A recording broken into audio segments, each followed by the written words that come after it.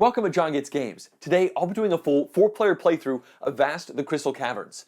This will be more like 4 different games in one for this playthrough because each character plays a different role with very different mechanics. You have the knight who is trying to acquire treasure and experience so that they get strong enough in order to kill the dragon and win. You have a goblin player who actually controls 3 different tribes who scurry around, assign monsters, as well as play lots of secret cards in order to try and sweep in and do enough damage to kill the knight and then win. You have the dragon player who is just waking up from like hundreds of years of slumber and they're just trying to escape out of this cave before the knight kills them, but they're really slow and sleepy, so they have to do all these things to wake up. And finally, you have the cave itself being controlled by a player. They are the ones who decide what tiles go where because the cave itself is an expanding grid of tiles, and their ultimate goal is to slow down any other player that's winning or maybe help another player that's losing to stall the game out long enough so that they can actually collapse the cave down and trap everyone else inside and thus win. So I will explain all of these different roles and all of their mechanics while we're actually playing, so let's jump in. Here we have the starting setup for a 4-player game of Vast. We will be playing the game through the perspective of the knight, and then we also have the goblins, the dragon, and finally the cave itself. We get to take the first turn of the game because the knight always goes first, and they are going to begin by climbing down this ladder into the beginning of the cave. You'll see the cave is very tiny at this point. We currently have these 4 face-down hidden cave tiles with these symbols on the back, and those symbols correlate with the 3 goblin tribes, the Eye tribe, the Fangs tribe, and the Bones tribe. And this shows you that the Fangs tribe can appear here, while the Eye tribe can appear here. And I'll go into that a little bit more when we actually get to the goblins.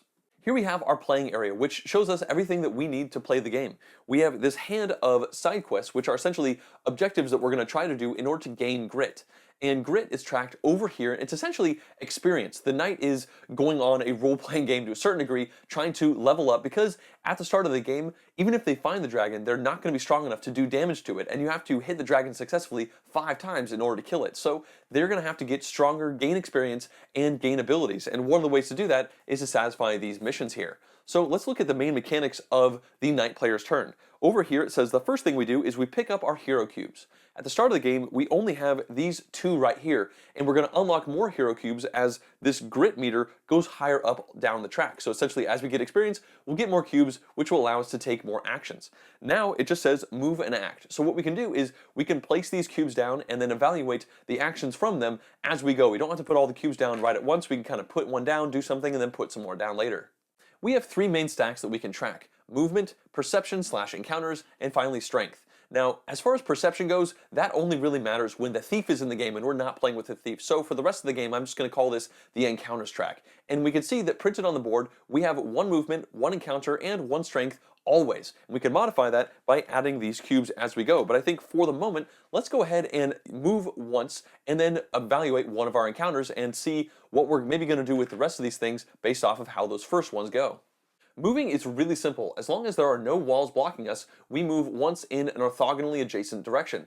There's no real difference between any of these 4, so let's try our luck and move onto this spot. That consumes our single movement, and now whenever we go to a new spot, we flip it up. And we need to orient this so that there is an open section that is going back to the tile that we just came from. So we kind of have to put it like this, and then since this tile has an event symbol on it, we can go ahead and put this token down. But this is a little ceremonial because I mentioned that we have that 1 movement and that 1 encounter. Well, flipping over any of these tiles counts as 1 encounter, and spending that 1 encounter also encompasses all potential actions that we might do on this tile, whether that be if we were to try and attack something or pick something up. In this case, since there is an event, we can just immediately cash this tile in as a part of our single encounter action, and then an event is going to happen. The way this works is the cave player draws 3 of these cards. They pick out the one that they want to happen on the night, and then we reveal and evaluate it. And the cave picks deep and dark, and it says that the cave draws 2 omen tokens, and that's it. So this event really only helped the cave player. The cave player has a bag full of these tokens. They are going to reveal these 2, and these are essentially the currency that they get to spend to do stuff, and I'll get to that soon. The cave player has one other thing they need to do, and that is fill in any empty spots in their cave, which are essentially non-wall locations, with a new unrevealed tile. And technically, they're supposed to do this before we actually evaluate anything on that tile, so I'll do that right as we go forward. So the cave player decides they are going to use this one. They always have a hand of 3 tiles. They're going to slide this over here. They immediately draw back to a hand of 3, and that's all they need to do. As you can see in this little table down here, there are many ways we can gain grit and many ways that we can lose it. The first item on the gain grit is reveal a cave tile, which we just did. That gains us 1. So we go from 0 all the way up to 1. We're essentially already gaining experience. Although unfortunately we need 1, 2, 3, 4 more before we unlock another action cube. Speaking of grit, let's now look a little bit closer at the 3 side quests we have in our hand. This is really the main way we're going to get lots of grit. This one gets us 4, this gives us 3, and this gives us 3. Now the first one we have says daring. If we attack a goblin tribe with a monster, or we attack the dragon successfully, or we attack and kill the thief. Well, there's no thief in the game, so we can ignore that. Then we would get 4 grit. And this is great because we realistically want to kill the dragon anyway, and we need to do that by attacking them successfully 5 times. So when we do that, we're going to get a bonus of 4 grit. That'll be great. We have eagle-eyed, which says we shoot another player with the bow or the enchanted bow.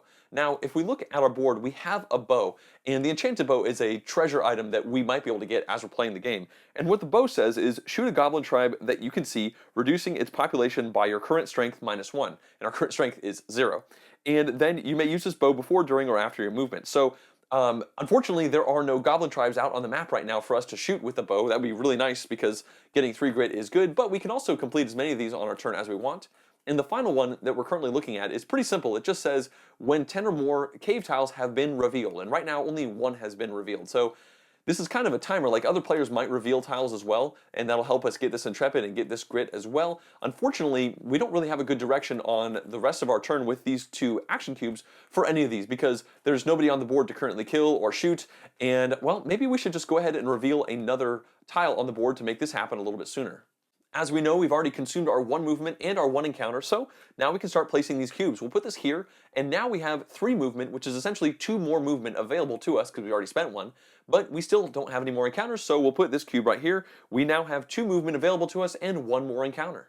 This means that we could reveal any of these 4 unrevealed spots because we could go 1, 2, or we could just go 1 just like that. Now, there's one thing to keep in mind, that is that the Fangs tribe is always +1 strength over the other tribes, and when it comes to the goblins trying to kill us, if their strength is higher than our current strength, and they get to our spot, then they just do a damage and then they flee. So I think we want to probably remove one of these 2 Fang markers, and in fact we want to get as far away from the other as possible. So let's go ahead, I don't know, let's maybe even the board out and go 1, 2, just like that, so that we are a little bit farther away from this Fang spot, and hopefully the cave doesn't put any more next to us.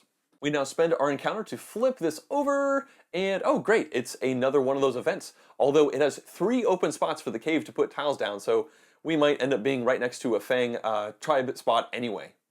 Before anything else happens, the cave player must put 3 new tiles down. They're going to start by putting this one here, and they always immediately drop back to 3 before doing any other tile placements, so the next one they grab is another Fang one. That's not looking too good for us. They decide to put this Fang spot right next to us, and when you know it, they put another Fang one in the other spot. So we are really surrounded by those icons. Since this tile has an event icon on it, we get to evaluate it for the same encounter. The cave draws 3 event cards, and they're going to evaluate this one right here. It says Light, and down in the text at the bottom it says the knight may discard a hero cube to gain 2 health. And well, we currently haven't lost any health, so obviously they picked this one because it's the one that helps us out the least. This goes away. We gain 1 grit for revealing a tile, and at this point our turn is over. We do have 1 more movement left over, but we have no way to get more perception, and so actually at this point our turn just ends. It's now the goblin player's turn, and we see that the first thing they do is choose a war card. And what they do is they draw war cards equal to their current rage level, and at the beginning of the game they start at a rage value of 1, so they just take the top card and they evaluate it. Now the way this works is they're going to generate population for their 3 different goblin tribes according to this card. So we're going to take 2 of these right here. That means that the Fang tribe just gained 2 population, which is really not good for us. The Bones tribe also gains 2 population, and then the Eye tribe only gains 1 population. Now we look down here, we see they get to draw a single monster card, but they'll be drawing none of these secret cards on this turn. So they go ahead and draw the 1 monster card, and they have to either assign it to one of their tribes or discard it. And if you look at your board, the Fang tribe and the Eye tribe can both take 1 monster, but the Bones tribe can actually take 2. And as a global rule, you're not allowed to have more monsters assigned into spots than the current population of the Bones tribe. But they have a population of 2, so they can easily have this go down, and they're going to put this troll right here, and it's really simple. It just says this tribe gets +1 strength, and strength is equal to the population of a tribe, so that means the Bones tribe is now 2 + 1 strength are 3, and like I mentioned before, the Fangs tribe, they always have this red token, which is a plus strength, which means they are also at a strength of 3. The Goblin player now has the option to take an action with each of their tribes, but when the tribes are hidden on their board, realistically they only have one option. They could reveal themselves by teleporting out onto a spot on the board. The other thing is, if they stay on the board, they could be used for an ambush that might happen later, but I'll explain that when we get to it. At this point, the Goblin player decides they're going to leave their Bones tribe on the board, but they are going to reveal their Eye and Fang tribe. Since the Goblin symbol has to match the tribe, they're going to put their Fangs right there and their Eye tribe right there. With that, their turn is over. It's now the Dragon player's turn, and they start underground. They need to wake up down there. They're going to be crawling around trying to eat goblins, acquire treasure, and do all those kind of things to try and shake off their slumber. And while they're underground, we're going to use this symbol. Once they are awake enough, they're going to burst up out of the underground, I suppose. But for now, we're going to be using this symbol, and they always start the game on the same tile that the knight currently is at, so they appear right there. The way the Dragon plays is they have this large deck of power cards, and on these cards are these different symbols that they can use to activate various abilities. Now, they start the game with a hand of 3, and this huge list on their board shows you all the different abilities that they can activate by spending these cards. So for instance, if they want to do Claw, they just need to discard a single Claw symbol from one of these here. However, if they want to do something like Scratch, that's going to require them to use 3 Claw symbols. Over here, you can see their sloth tracks as well as their wakefulness tracks. And essentially, the Dragon player is trying to do these conditions in order to take these cubes away from here and put them down over here. So at the beginning of the game, they have 1 armor and 3 spirit. And the spirit is the number of cards they're going to draw at the end of their turn. That's why they only have 3 cards at the moment. So they're going to be trying to do these conditions to make these go down here so that they get greater armor, so that we will need more strength as the knight to actually do damage to them, as well as the ability to draw more cards and activate more of these abilities. So if you look at the 3 different ways that they could do that, well, technically I guess 5, but there are these 3 different zones, and on their turn they can remove a maximum of a single cube from each of these 3 zones. The first one says they could gather 1 treasure token, and right now there are no treasure tokens out on the board. The cave player will start putting them out on the cave player's turn. The next one says eat 2 goblins, and right now they have 0 goblins that they can eat. They can kind of store them up and then digest them, I guess, as we go. So they might be looking to eat some goblins on this turn, since there are goblins quite close to them. And then over here on Pride, it says reveal an event tile or place a dragon gem while there are any on the map, and I'll explain that in a second. And the last one says don't move for your turn. So this right here is associated with that one right there, and this says reveal an event tile. Well, the Dragon player has a few ways to reveal many tiles out on the map. The simplest way they can do that is by doing the flame ability. It costs a single flame icon, so they're going to discard this card, which also says flame on it, but it has that one icon, and we see it says roll the die, reveal affected dark tiles. Well, here's the die.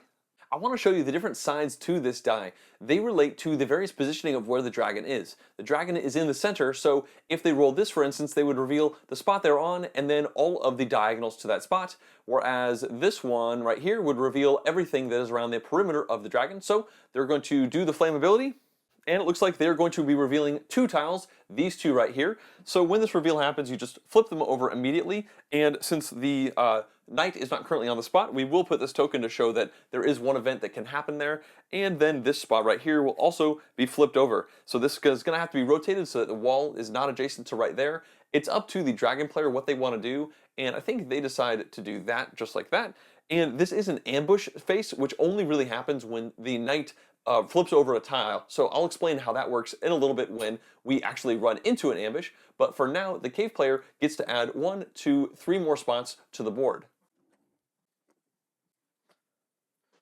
When we look at the Pride section of their sloth track, it says reveal an event tile. This is what they were hoping to do, and they were successful. So they get to take this cube right here, and they'll put it down right over there, which means they've now blocked that spot off. However, they don't gain access to this 4 spirit until they put a new cube onto that row.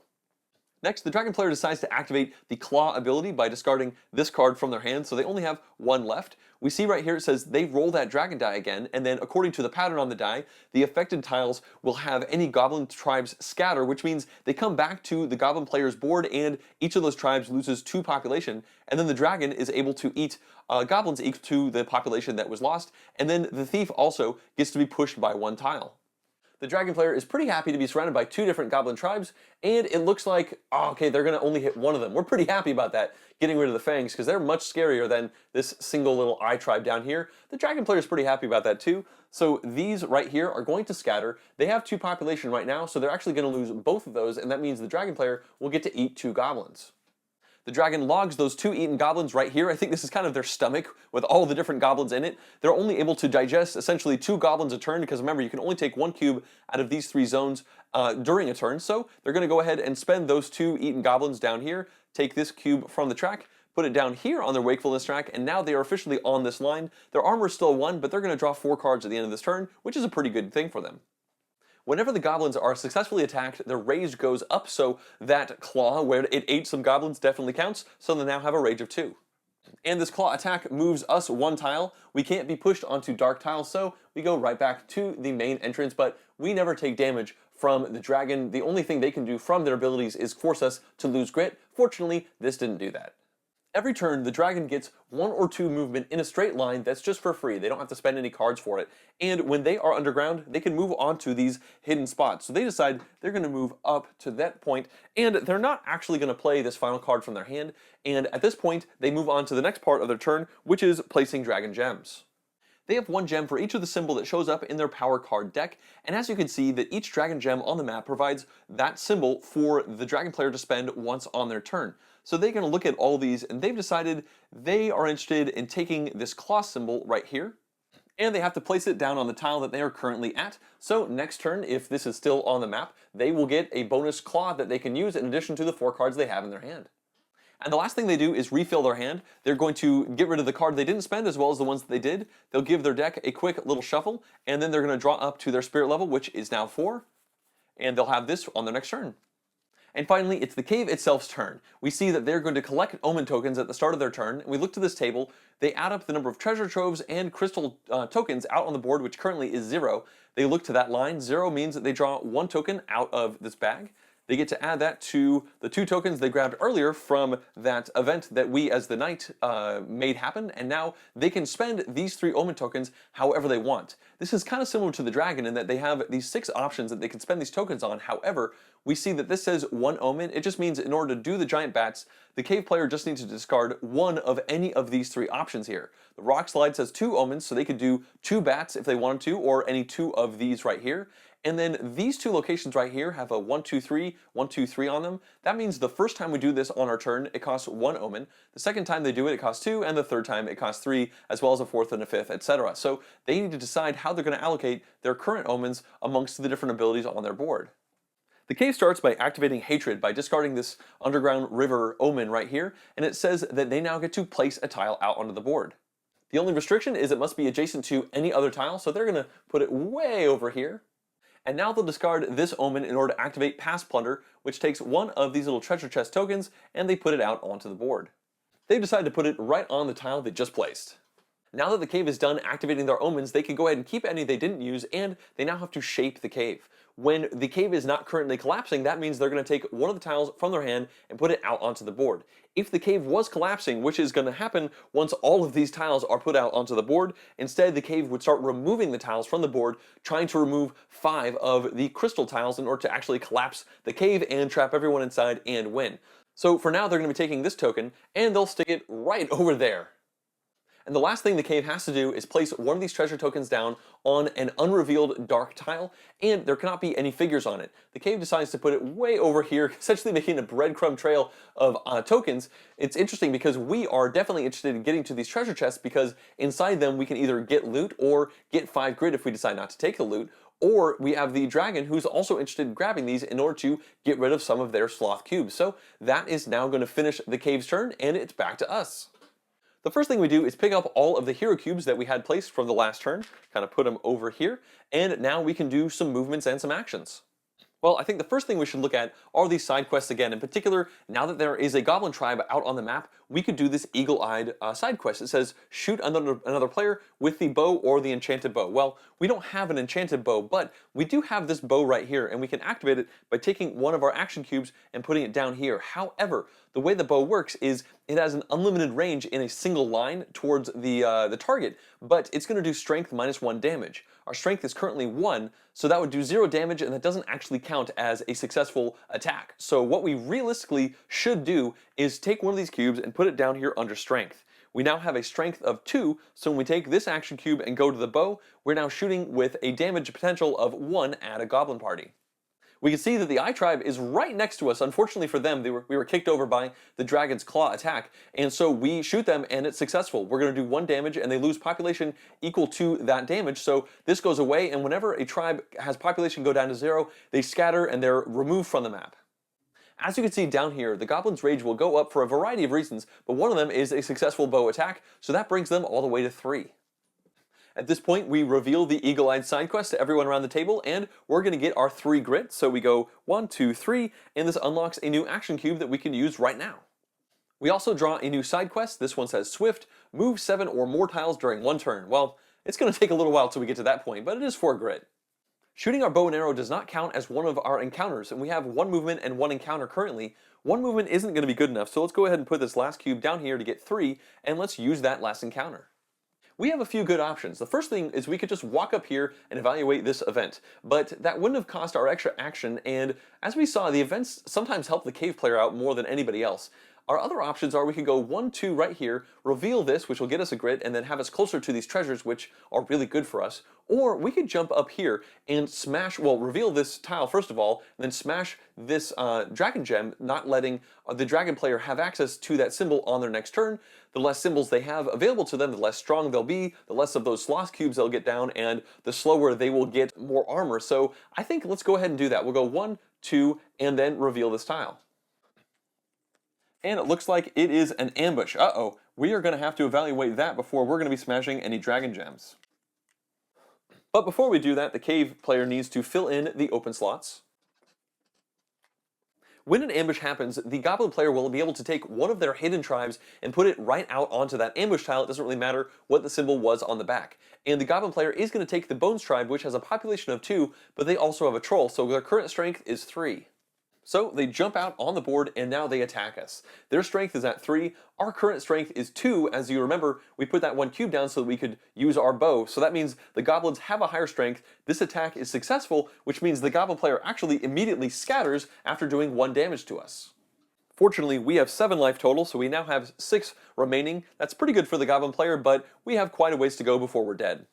And as I mentioned before, when a tribe scatters, they lose 2 population, so this goes away. But I also did not mention that when a tribe scatters, they also lose any monsters they have associated with them, unless you're the Bones tribe with 2 monsters, in which case they just lose 1. So this goes away, and their rage goes down by 1, because I guess they're a bit satiated by doing some damage to us.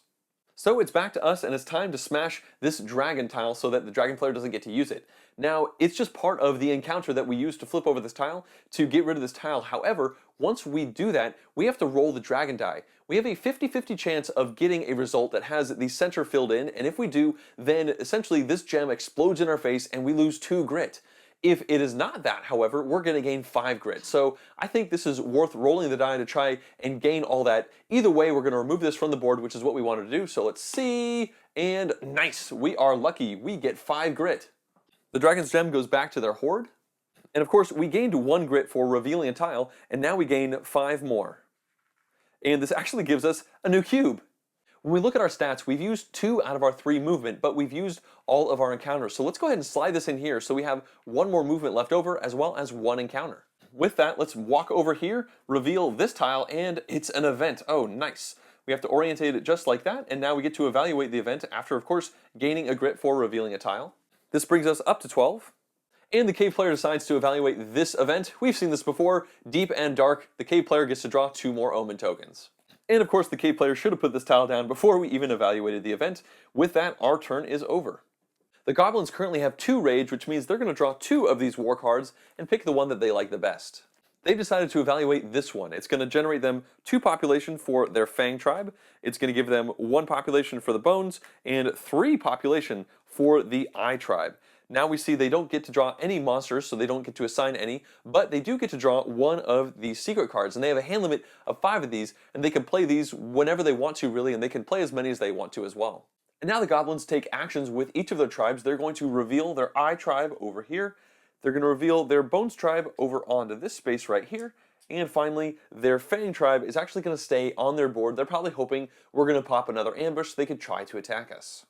It's now the dragon's turn, and they're going to start by playing a flame card in order to activate the flame ability, which lets them roll the die and reveal some tiles. Where they're at right now, they can reveal a maximum of 3, and looks like they're going to get 2 of them from their specific location. So this tile gets revealed right here, and they're hoping to reveal events. Oh no, this is actually a crystal tile. That's interesting. And then this one over here is going to get flipped, and that is a treasure. The cave now puts this crystal token on this tile and another treasure token over here. Unfortunately, the dragon did not get any event tiles revealed. That's what they're hoping to do to get off their sloth. And now that we have our first crystal, I can talk about it. All players are able to smash this crystal through various means, and the cave player is going to draw more omens for the more of these tokens, these crystals, and these treasures that are out on the map on the cave player's turn. So right now, there's quite a few of them, which is a pretty good thing for the cave player.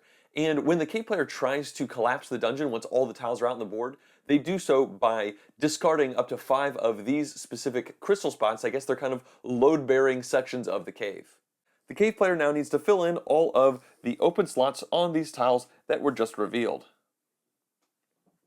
The dragon now takes its normal movement. It can move once or twice in a straight line, and they'll go 1, 2 over to this location. They can, of course, go into dark tiles since they are currently underground. They're going to play yet another flame card in order to roll the die and try to reveal an event tile.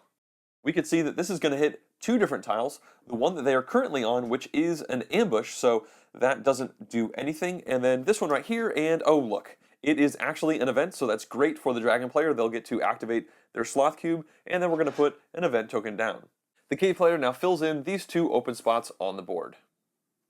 So that satisfies one of their pride requirements. They're going to take this cube, put it down here. They're not quite to the next level, so they still only have 1 armor and 4 spirit. But it looks like that's all the cubes they're going to be grabbing this round, because for their final action, they're going to play these 2 claw cards to activate Shriek. We'll notice that it has 2 question marks, which means you can use any 2 cards, really, it doesn't matter. And then they get to take this token, put it down right here, and essentially once they have this out here, they can spend this to get a free reroll of their die when they're doing any of the other actions, so this is just nice to have primed and ready for future turns. The dragon now has the opportunity to pick up a treasure trove, but there are none on their space, and they can now put down a dragon gem, and they've decided to put this wing down. They obviously didn't have any in their hand on that last turn, and having a wing is really good for giving them options to kind of zoom around the board more than just the 1 or 2 in a straight line that they get normally. And finally, they shuffle up their power deck, and they're going to draw their spirit level, which is currently 4. It's now the cave's turn, and we see that they're going to start by collecting omen tokens. Out on the board, we see they have 1, 2, 3 treasure chests and 1 of these crystal tiles, so that is 4 total. When we look at the table, we see that 4 actually allows them to get 4 more omen tokens out of the bag. This brings them to 7 omens total, and they're going to start by using these 3 to cast Hatred twice. The first one just costs a single symbol, and the second one is going to cost 2. And we can see down here that for each of these activations, they get to put 1 tile down on the board. With their first hatred, they'll put this tile here, and it's worth noting that on the cave player's turn, if they have any crystal tiles in their hand, they're going to be forced to put those down before they put any other type of tile down onto the board. So this is likely to be a crystal because it is the first one they're playing from their hand, but it's possible they don't have any in their hand. And with their second hatred, they are going to put this tile down over there. Next up, they activate Past Plunder, which lets them put a treasure trove down on the board. They put it over here. They want it as far away from everybody as possible so that they are more likely to stay on the board for the next turn, so they draw more of those omen tiles, and also they just know that their opponents are going to get good stuff for actually opening up these treasure boxes. And finally, they'll use this bat omen to activate the giant bats, which lets them move a treasure, the goblins, or the knight up to 3 spaces out on the board. They've decided this treasure is a little too close to comfort to everybody else, so they're going to scoot it all the way down to the end. The cave player is now done casting these omen abilities, so now they must shape the cave, which means they take 1 tile from their hand and they put it anywhere out on the board, and they're going to put it down right over there, just kind of making a little path straight away from everybody as far away as they can. And the last thing they always have to do is place a treasure down on the board. Well, they'll put it way over there. The first thing that we need to do is pick up all of our hero cubes, and I'll just kind of put them over here for activation. And now we can start moving around and taking actions. However, before we do anything else, we can now reveal this Intrepid side quest. The dragon essentially did the work for us. This says that when 10 or more cave tiles have been revealed, but terrain tiles do not count. It's my understanding that this entry is a terrain tile, but we see there are 1, 2, 3, 4, 5, 6, 7, 8, 9, 10 exactly revealed tiles right now, so we get to cash this in and get 3 grit. So we go from 12 all the way up to 15, and now we get a new side quest, and it says Adventurous. Face 3 encounters, each one on a different tile during one turn, and this gives 6 grit. Wow, that's humongous. And while we are adjacent to 3 unrevealed tiles, and that does make us really want to try and do that side quest of doing those 3 separate encounters on different tiles, there's just no way that we can enter this tile at this point. This has the I tribe on it with 3 population, and we can only enter a tile with a goblin tribe on it if we have a greater strength than they do. In order for that to happen, we would need 4 strength total. That would cost us 3 out of our 4 action cubes right now, so that's not happening this turn. However, this treasure is right here, and treasure is good. I think that we should probably try to work our way down here, reveal some of these tiles, and try to get at this treasure, get some grit for doing this. So let's go ahead and use our base 1 movement to go over here, and our base 1 encounter to flip this tile over, and it is an encounter. I'm sorry, it is an ambush. And what this means is that the goblin player can now unleash one of their hidden tribes onto this spot if they want to in order to do a essentially free attack. They only have 1 tribe right now on their board. It's the Fang tribe, and they have a strength of 3. Our current strength is 1. However, before this ambush happens, we are allowed to allocate extra cubes from our supply onto our strength in order to bolster our position. Unfortunately, to fend off this attack, we would need to use 2 of these cubes right here, and that is 2 out of the 4 that we have total. Right now, we're not going to get another cube until we get 4 more grit, so we need to think, is it worth it to actually spend these cubes right now like this, or do we want to just take 1 damage and understand that we still have quite a few left? You know what, I think let's just go ahead and do it, and one of the reasons for this is having 3 strength also gets us in the range for being able to smash crystals that we might reveal out on the board. We are also kind of close to a crystal token that is already on the board, so having 3 strength is not the end of the world, and it really is a bummer losing this health. It's very hard to get it back again, and once the goblins really start to ramp up, it's possible they could really needle at us a bunch, so let's go ahead and defend ourselves. Because of this, the goblin player decides they are not actually going to activate the ambush since assigning the cubes happens first, so this will go back to their board, and we gain 1 grit for revealing that tile. We really wanted to get that treasure, and in order to do that, we need more movement. So let's go ahead and put this right over here to give ourselves 2 more movement, and we've already used our 1 encounter, so let's put this final cube over here to give ourselves another encounter so that we can reveal that next tile. So we go ahead and walk down here. We are going to reveal the tile first, and oh, would you look at that? It is a crystal. So we have to orient this so that there's an opening going back to the way we came, so it does have to go like that. Unfortunately, actually no, that's not true. We could do this if we wanted to have access to whatever's going on over here. And you figure if the cave player put a treasure token way out here in the ends, this might also have a crystal on it, but this is already a revealed crystal. I think since we can't actually walk over there yet, let's go ahead and put this here. There are ways to get through walls in the game, so we are going to put this right here, and now we need to resolve this crystal token situation. This comes down right here, and as I just mentioned before, and we suspected as much, that there would be crystals over here, we can now smash this because we have at least 3 strength. It's also worth noting that the strength that we have is going to last until our next turn, so with 3 strength, we have good defense against the goblins on their turn swooping in and grabbing us. So we can smash this crystal right here since we have the prerequisite 3 strength. And as you can see on this board, that's going to get us 2 grit for smashing it. So we go up 2, it's going to unlock another action cube. Finally, we get to open up this treasure chest, and the way this works is the cave player is going to draw 2 treasure cards, decide which one they think will help us the least, and give it to us as an option to use. And it looks like we have found a javelin inside this treasure chest. The text at the bottom says that you get +1 strength when attacking, and you may attack the dragon while it is underground without using the bomb. You remove the javelin from the game once you've used it, but it also does not require a hero cube. So it's essentially a one-time use, +1 strength.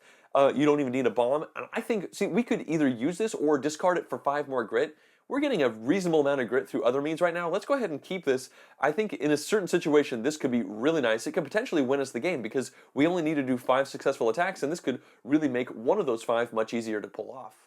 We now have this 1 extra action cube, and we have 1 extra movement currently because we've only used 2 out of our 3. So let's go ahead and slide this into the encounter spot and do a 1 more encounter for this turn. And look at that, there's 1 more crystal token right next to us. So we get to go over here, using that 3 strength and that last encounter, we get to smash this, which is going to get us 2 more grit. And also, somewhat importantly, we've removed 2 tokens from the board with the treasure trove and this 1 crystal that the cave player uses to draw those omens out of the bag, so we're kind of keeping their little engine in check. Lastly, it looks like we were actually able to pull off this adventurous. We did 3 different encounters on 3 different tiles. That was this tile, and this tile, so that is 6 more grit. This was a really good turn for us as far as getting our experience going.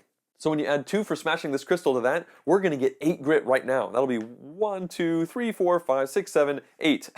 We've unlocked another action cube. We can put this down somewhere on our area. Well, getting lots of grit is good, but we win this game by killing the dragon off, and we haven't done any damage to them at all yet, and we're not really close to them on the board just now. So I think let's go ahead and slide it into movement. We get 2 more movement points for doing that. And let's go ahead and go 1, 2. We're not sure where the dragon is going to move to on their turn, but they don't move terribly fast, and I think that this is probably going to get us closer to them. It's very likely they were going to try and fly away from us on their turn, so if they do still do that, we still have a little bit of a leg up on them. Also, we have just put 2 more spaces between us and this somewhat strong eye tribe over here. They can move an unlimited number of spaces on their turn, but for every 2 of these illuminated spots in the cave, they have to lose a population. They're only really good at scurrying around the exterior of this cave, or I guess on these unrevealed tiles themselves. So I think that was a pretty good use of this final action cube, and now our turn is over.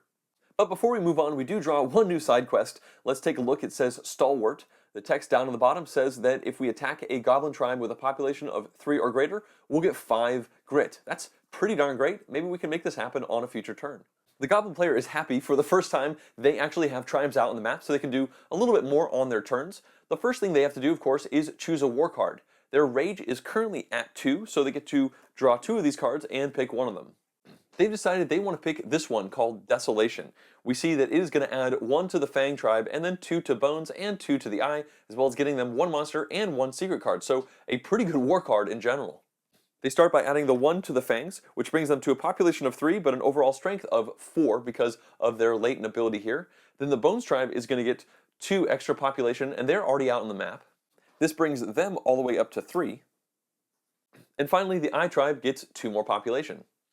But the Goblin player has a little bit of a problem here because the Eye tribe already has 3 population. This would bring them to 5, and every tribe has a limit of 4. If they go over 4, then they overpopulate, they scatter, and come back to their board. Obviously, the Goblin player does not want that to happen. So there's one way they can get around it. They can spend 1 of their rage in order to negate adding anything to one particular tribe, and I think they are going to do just that. So the rage goes from 2 down to 1, and now they get to assign monsters by drawing 1 from the deck. They drew an ogre, which is really simple. It just says that this tribe gets +1 strength, and they've decided to put it down onto the Bones tribe themselves. They currently have a population of 3, so 3 + 1 puts them at 4 strength. And finally, the Goblin player is going to draw 1 secret from the top of the deck. Now the Goblins get to take 1 action with each of their tribes. They've decided to start by revealing their Fang tribe out onto the board. And it only has 2 different spots that it can come in on. They decide they're going to go way down here. They now activate the Bone tribe, and since they are already out on the board, they essentially get a free movement before they can do an attack action, which is what they want to do. So they're going to move once and twice, and like I mentioned before, Goblins can move an unlimited number of spaces, but they're going to lose 1 population for the second of the lit tiles that they exit for each 2, essentially. So they've only exited 1 lit tile, so they don't lose any population. They have 3 population right here, plus this ogre behind them, so their strength is at 4. They attack us, and our strength is currently only at 3, which means the attack is successful. We lose 1 life. This clan is going to scatter, which means the ogre goes away. They're essentially a one-time use with those monsters when it comes to offense. And then these go away, losing 2 of their population back to their board. This brings us down to 5 life, so we're still in a pretty good position, but taking damage is certainly not something that we want to have happen. And of course, every time they have a successful attack, the Goblin's rage goes down by 1, they're somewhat satiated, and it's important to note that whenever you hit 0, they actually are all in malaise, which means they all have -1 strength. But at the beginning of the Goblin's player's turn, if they ever are at 0, they pop up to 1, so they'll draw 1 at the beginning of their next turn, and they won't have this penalty going forward throughout their next turn. And lastly, they have the Eye Tribe, and they've decided they want to activate their special action, which they can do because the Eye Tribe is out on the board in a revealed state, and this just says they get to draw 1 more secret card and add it to their hand. They currently have 2 before that, so they now have 3, and as I think I mentioned before, they have a hand limit of 5, and they can play these at any time during their turn. And speaking of which, they have decided to do that with 1 of these. It says it is a trap, and if you look at the text down at the bottom, it says that you place this card face up on the table. When any tribe is attacked, it gets +1 strength and +1 perception until the attack resolves. Then you discard this card. When the tribe is targeted by the dragon's power, you may discard this card to ignore that power. And this is probably the main reason that the goblins want this down, so that if the dragon tries to do one of those claw attacks, they can discard this as opposed to the dragon eating their goblins and forcing them to scatter back to their board, because obviously the coolest stuff that they can do happens when the tribes are out on the board. The dragon is going to start by moving over here with their free movement action. Again, they can move once or twice in a straight line, but they want to be right here. Next up, they are going to exhaust this winged dragon gem. We can flip it over to show that we have used it. And with that one wing, they can get another 1 to 2 movement in a straight line. And they are actually going on the offensive. I think we've been scaring them with how much grit we've been getting. They're going to move onto our tile. And now they're going to discard these 3 claw symbols to activate the scratch ability. We can see over here that this targets the knight and all goblin tribes on our tile, and the knight loses 5 grit, and I guess we would also kill a bunch of goblins if they were there, but they're not, so realistically this is just the dragon player forcing us to lose 5 grit and really kind of weaken our experience position. So we go from 26 back down to 21, and we lose one of our action cubes. We can go ahead and just take one of these, it doesn't really matter, put that back onto that spot, and that's a bit of a bummer for us. And finally, the dragon player will play their 4th and last card, which has this wing symbol on it, which again gives them 1 or 2 movement in a straight line. They've decided to go all the way over here, I think trying to get maybe a little closer to these goblins that they could potentially eat on a future turn if those goblins happen to still be there.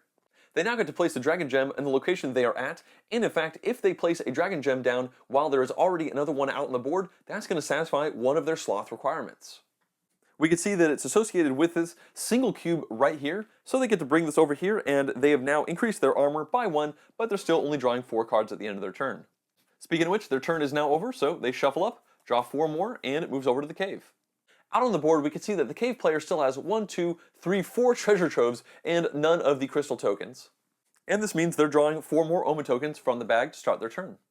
So they add these into the 2 they already have, and they have 6 available to them on this turn. They start by using this bat omen to activate the giant bat's ability. This lets them move a treasure trove, a goblin tribe, or the knight up to 3 spaces. And they've decided they are going to take this goblin tribe here and move them 1, 2, 3 over here. And they did exit 2 of these illuminated tiles, but it's my understanding that the population of the goblins only goes down when it is the goblin player who's actually making the move happen, not from the cave player's giant bats. Next up, they're going to cast Hatred twice on their turn, which lets them put 2 tiles down on the board. They've decided to put the first one right here, and they'll put the second one right next to it. Now they'll activate Past Plunder, which allows them to take one of these treasure chests and put it out on the board, and they'll put it on that newly placed tile over there. They are done spending their omen tokens, so now they must shape the cave by adding another tile to it. They're going to put this one right down here, and now they have to take one of their treasures and put it down somewhere in the cave, and they'll put it right there. It's back to us as the knight, and the first thing we do is collect all of our cubes, and now we can start doing actions. This turn, I think we definitely need to start doing damage to that dragon, so it's also a bonus because we have this daring, and we'll get 4 extra grit when we successfully attack the dragon, and we have this javelin, which is essentially is a free bomb and a free action for free action cube. Also, actually kind of 2 free action cubes because it's +1 strength, because we don't have to put the cube down here in order to make that attack work. Now, the dragon currently has 2 armor, so we would need 3 strength total in order to overcome it. If we were using the javelin, we'd just need to be at 2 strength, so let's go ahead and start by putting 1 down there. The dragon is 2 spaces away from us, so our base movement of 1 is not going to be good enough, so we'll put this cube here, giving us 3 movement. So let's go ahead and start this attack. We'll move twice to go into the dragon's area, and once we enter it, we can use this javelin. We are now at an effective attack rate of 3. However, the moment we enter the zone and we activate the encounters, we need to do this event before we actually attack the dragon. So we'll discard this token, and the cave player will draw 3 cards and pick 1 for us. The cave player reveals for us that our event is Fresh Air. The knight may spend a hero cube to regain 1 health, and then they get that cube back on the next turn. We've already taken 2 damage. I figure we may as well do this. I'll go ahead and track that action cube down there so we get it back on our next turn, and we're back to 6 life, so that's pretty good for us. So now we go through with our successful attack, and again, you can only do damage and attack the dragon when they're underground once per turn, and only if you have used a bomb, or you can spend this javelin to make use of the bomb instead. This gives us +1 strength. We're currently at 2 + 1, that's 3, so we do 1 damage, and we can now discard this daring, the side quest to get 4 extra grit because we have successfully attacked the dragon. This brings us up to 25 grit total, and the dragon goes down to 4 health. Next up, there is this dragon gem on this tile, so let's go ahead and try to smash it. We roll the die, 50% chance. Oh man! Since the die result ended up with a pip in the very center, that means that this is actually a trap. It blows up in our face. We are able to remove this from the board still, but we're actually going to lose 2 grit instead of gaining 5. So we go back down to 23. We now draw a new side quest, and this one says persistent when 3 crystal tokens have been smashed. And we have already smashed 2 of them, so this is looking pretty good for this turn. Let's go ahead and use our extra movement to keep heading down the board. But in order to go into an unrevealed tile, we will need another encounter. So with our third movement, we're going to walk right here, expend that encounter, flip this over, and it's a treasure chest. Okay, that's pretty great for us actually. We're going to take one of these, put it down onto the board, and as part of the overall encounter, we can just spend this right away to potentially get a piece of treasure. The cave draws 2, and they decide that they're going to give us this pixie lantern as an option. It says that we get +1 movement and +1 perception, but we do have to put a cube down onto this treasure in order to activate it on our turns, but it's an ongoing thing. This is not actually that great because normally when we put cubes down on our board, we get 2 movement for each of those. And again, perception only matters if the thief is in this game. So I think this pixie lantern is much better if the thief was present. I think let's go ahead and discard this treasure and just get 5 grit onto our board. So we go from 23 all the way up to 28, and we unlock another action cube. At this point, we are out of movements, and we have these 2 action cubes available to us. And we do have this Fang tribe with a strength of 4 very close to us at this point. I think we should probably just dump both of these into our strength, which will bring us up to a strength of 4, which means maybe we didn't actually need to use the javelin on the dragon. That might have been a bit premature on our part, but I don't know, it kind of made sense at the time. We were hoping to be able to move through to here with these final 2 actions to crack this open to get the treasure as well, but having the wall go like this was a bit of a problem for us. And the reason for that is normally you can't walk through walls, but we do have this ancient map ability which says you may move through one wall by paying the normal movement cost, but it does cost a cube each time we would do that. So with only these 2 cubes, we cannot go for another movement and another encounter as well as activate the ancient map. A bit of a bummer on our part for us. So I think what we should do is we'll go ahead, like I said, and just slide these down here so we're better protected against those goblins. Speaking of the goblins, it is now their turn. They are still in malaise, so that means they are just going to gain 1 rage at the beginning of their turn, and it also means they're just going to draw this 1 card, and they're going to evaluate it without even really having any decisions. So the Fang tribe is going to increase its population by 1, and it's out there on the board. They were at a population of 3, so they're now at 4, plus their 1 latent strength means they're actually at strength 5, which means our strength of 4 is not going to be good enough to defend ourselves if they choose to attack us. We can see that the Bones tribe is going to increase their population to 2, and the Eye tribe is going to get 1 more population as well, and this brings them to exactly 4. Next up, they draw 1 monster card, and they have to assign it. We see that they picked the Pet Frog. It says down here that this tribe that has the Pet Frog in it does not suffer from overpopulation and is immune to malaise. So they're going to put this down into the Eye tribe. This makes a lot of sense because the tribe is already at 4, so they're maxed out on their population. Also, they're kind of flirting with malaise by when they attack, this goes back down again, so potentially they can maybe even get 2 attacks within a 1 turn, even if they are in malaise with this Pet Frog.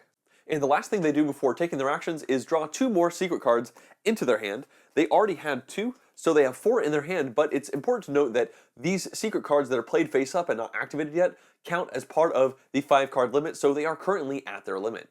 The goblins will start by activating their Fang tribe, and they're going to move all the way over into this zone with the knight, and they are going to attack us. They've got 5 strength right here to our 4, so the attack is successful, and they're going to scatter, which means they're going to lose 2 of their population and come back to their board. So it looks like it was a good thing we healed on that last turn, because we're back down to 5.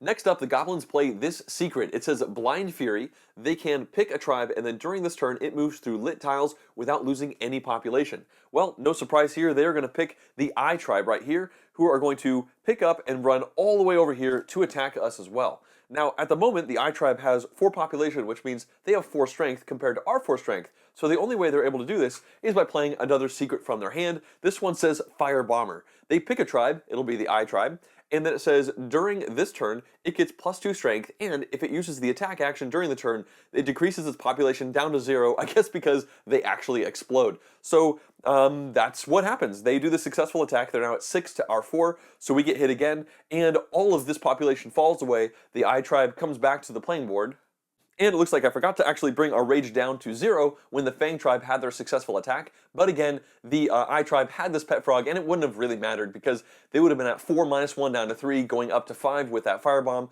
So either way, this pet frog was not really good for them, but they were not really expecting to draw those secrets. They probably should have put this on the bones because they scatter, they come back, and whenever that happens, they lose out on their monsters, so the pet frog is gone.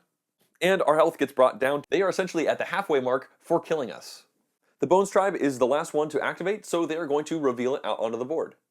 They have a variety of options, but they've decided to go all the way up here, probably trying to avoid the dragon because they know the dragon player really does want to eat them, and that's the only tribe currently out on the board for the dragon player to try and grab. Speaking of the dragon, it's now their turn because the goblin player has nothing else to do. The first thing that they do is refresh any of their dragon gems out on the board. For the first action, they're going to do their free move to go 2 spaces in that direction. And for their second action, they're going to flip over this wing icon to do a wing action, which lets them move up to 2 spaces again, and they're just going to go 1 over into this spot here. Now they're going to discard 2 claw cards in order to activate Hiss, which is a new ability we haven't talked about yet. It says you force a goblin tribe anywhere on the map to become hidden, and they lose 1 population, which gets eaten by the dragon. There's only one goblin tribe that the Hist can affect, and the goblins will actually use this trap card, which they've had active in front of themselves in order to block the dragon's ability from knocking any of their population off and forcing them back onto their board. The dragon player knew this was coming, but they figured it was worth it to spend those actions just to get this gone so that on a future turn maybe they could do a more powerful effect to eat lots of goblins and get some of those cubes down on their board. And for their last action, they're going to discard a wing and flame card from their hand in order to activate Slither. This is a new ability as well. It says they can move a sloth cube to another sloth track with an empty space. They decide to grab this sloth cube and move it up to this slot. They don't anticipate wanting to not move during one of their turns. It's good to be moving around. And on this turn, they're going to be placing a dragon gem down while there already is one. So this is going to allow them to unlock this cube and put it onto their wakefulness track. The first thing they do once they're done playing action cards is check to see if they are on a spot with the treasure. They are, so they're going to get to loot it. So for the first time in the game, the dragon player is satisfying the greed requirement up here in their sloth area. It just says they need to gather 1 treasure token. So here it is. They can take this wakefulness cube, slide it in down there. You can see it doesn't actually affect anything just yet. They need 1 more cube in order to unlock the next line. It's now time for them to place a dragon gem down. And since they already have a dragon gem on the board already, this satisfies the requirement for this Pride Cube, which they moved over with that Slither ability. So that means at the end of this turn, they're going to be drawing 5 Spirit, and in fact, they are now at the end of their turn. So they're going to go ahead and shuffle up their deck just a little bit and draw 1, 2, 3, 4, 5 cards. When you add these to the 2 gems that are out on the board, that's 7 icons they can potentially play with, depending on if any of the opponents knock some of those gems back to their area. It's also worth noting that the dragon player is 5 cubes away from finally fully waking up, and once they've fully woken up, they can burst up through the underground and then be a surface dragon, and at that point, all they need to do is run to the entrance of the cave to escape, and if they do that, then they will win the game. It's now the cave's turn, and they currently have 1, 2, 3, 4, 5 treasure trove pieces out, but they have none of the crystal tokens down. As we can see, 5 means that they are going to be drawing 4 omen tiles from this bag, just like last turn. It's just come to the cave player's attention that 3 turns ago, they were supposed to fill in this spot when the knight came in and revealed this tile. So I'll go ahead and put this in right here. I don't believe that would have affected any of the actions anybody took. Sorry about that. So they now add these to the 1 omen they had from the last turn. They've got 5 to play around with, and I think to start, they're just going to take this looming cave omen, put it right down here to activate hatred once, so that they can place one of their tiles down on the board.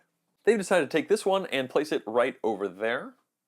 And now they're going to activate a new ability which we haven't talked about before, which is Soporific Spores. We see it costs 3 omens, but it just has to match any of these 3 right here. And down here it says that you can target a player.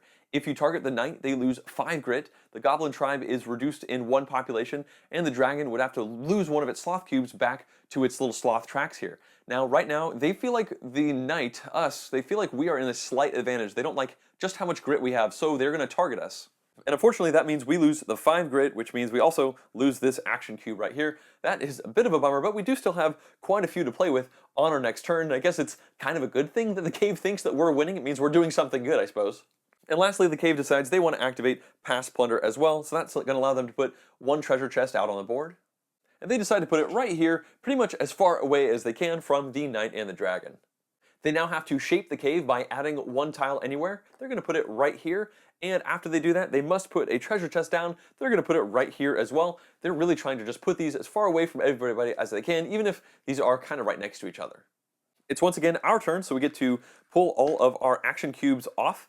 And when we look at our side quests, none of them are particularly great for us right now. This persistent, we're one of these smash crystals away from getting this, which is really nice. But we also have this stalwart, which we can pretty much not do at all. There are no goblin tribes of at least 3 population on the map, so we can just put that over here. And lastly, we have Swift, which just says move 7 or more tiles during your turn. And if we put 3 of our 5 cubes down on here, we could easily achieve this. The problem is that we need to kill the dragon if we want to win the game. And both of these are a bit engine buildy, and even though we did just get hit by the cave, we lost one of our action cubes, we're still doing relatively well with our grit levels. I think we want to plan this turn around trying to do more damage to the dragon. Especially when you consider the dragon keeps getting stronger every single turn. If they add 2 more cubes on their next turn, they'll have 3 armor instead of 2. So I think we want to really try and get in there and do damage while their armor is as low as possible before it gets into these kind of crazy numbers that gets us really difficult for us to achieve and sucks up most of our cubes. So in order to successfully attack the dragon, we are going to need to add 1 cube down to movement so we can go 3. We're going to need 2 encounters because there is this one spot in between us. And we are also going to need to put two cubes down to get up to 3 strength so we have more than the armor they have. In addition to all that, we also need to activate this bomb because we don't have a javelin this round. We need this bomb in order to successfully do an attack against the dragon when they are currently underground. So there's 1 there. We'll put 1 here to buff up our movement so we can get there. We need 2 encounters, and then we need the 2 cubes down on strength. So fortunately for us, even though we got hit by the cave, we still have exactly the right amount of cubes we need in order to hopefully do damage to that dragon. I guess there is a slight possibility that we could hit an event with that first encounter that would mess things up, but let's go ahead and see. So we spend our first movement going onto this tile, and then our first encounter to flip the tile, and we see that it is an ambush. Oh, crud! Our plan isn't going to work because we have this angle wall right here. We are in a bit of a jam. I suppose we are going to want to be able to go back. Also, we don't really want the cave to place more stuff, so we'll put it like this, and now the goblin player can potentially ambush us if they like. They have this Fang tribe, which is a strength of 3, but we are at a strength of 3, like I already said, so they are not actually going to activate this ambush. Well, our plans to do damage to the dragon are foiled, so I guess we can pull this cube back off. We didn't actually use the bomb just yet. And we still have 2 movement available to us, and we still have 1 of these encounters. And if we can't actually do damage to the dragon, which would help our endgame condition, we may as well try to make ourselves stronger. So instead, we'll move here, and then we're going to move over here, crossing this wall. And the only way to do that is to spend the cube we were originally planning to use for the bomb instead on this ancient map, which kind of lets us find a secret passageway, I suppose, through that wall. So we spend our second encounter flipping over this tile, and it is crystals. Okay, this is interesting, and I think we could put it like this or the other way. I think we'll probably want to go like that in case the cave starts putting some tiles over here. It'll be easier to get over there. I suppose now that we've crossed over this wall, we're going to have to spend extra action cubes to get back, but I think we're just going to have to live with this. There's a treasure right here, of course, and there is this crystal tile. So now we can evaluate the rest of our encounters, and we can smash this crystal because we have the 3 strength that we needed to fend off the goblins and that we were hoping to use to actually attack the dragon. So this gets to go away. It gets us 2 grit onto our meter, and of course we also get 1 grit for each of the 2 tiles that we revealed, so that is 2 more, which is going to unlock us a new action cube that we can use on this turn. And once this is over here, we can now reveal this persistent side quest that we had. It says when 3 crystals are smashed, then we get 4 grit. That is the case, so with 4 more grit, we go 1, 2, 3, 4, and we're getting pretty close, I guess, to getting this last action cube out. We now draw a new side quest. This one says Bedecked. It says have at least 2 face-up treasure cards, and it would give us 4 grit. Well, right now we have no face-up treasure cards. This might slightly modify our situation. In fact, we now have a treasure that we get to evaluate. But before we do all that, the cave needs to fill this spot in technically before we even smash the crystal, but it doesn't really matter. So this treasure chest is going to get evaluated. The cave draws 2 treasures and decides they are going to give us this one. It says Elvish Sword. It has +1 perception and 1 strength during your turn only when you put a cube down onto this spot. This is a pretty good treasure, so you kind of wonder what this one was. It was probably even better. And we can now keep this if we want to, or discard it for 5 grit. That 5 grit would get us an extra cube. However, there is something we need to keep in mind. our strength meter only goes up to 4, and the dragon has the ability to armor up all the way to 4 once they get to that awakened status. And if they are there, then we will have no way to actually hurt them if we are pegged out without actually having some equipment. So I think for that reason alone, especially considering we're kind of feeling like we're maybe falling behind now that we didn't do a damage to the dragon, let's go ahead and keep this so we have it in our back pocket. So if we need to, we can up all the way up to 5 strength if the situation requires it. And with that, we are done with our turn, so let's move over to the Goblins. Once again, they start their turn melee'd at 0 rage, so they bump up to 1 rage, they draw the top card, and they hope it's good for them, and yeah, that looks pretty great actually. They're not going to get any monsters or secrets, but it's going to add 2 population to each of their tribes, so their fangs goes all the way up to 4 population, plus the 1 strength leaves them at 5, which is a very strong tribe. The Bones tribe is also going to gain 2, but they're already out on the map. And then finally, the Eye tribe was at 0, so they are at 2, which gives them the ability to go out on the map. With these 2, the Bones tribe is now also at their cap population. They are at 4 strength.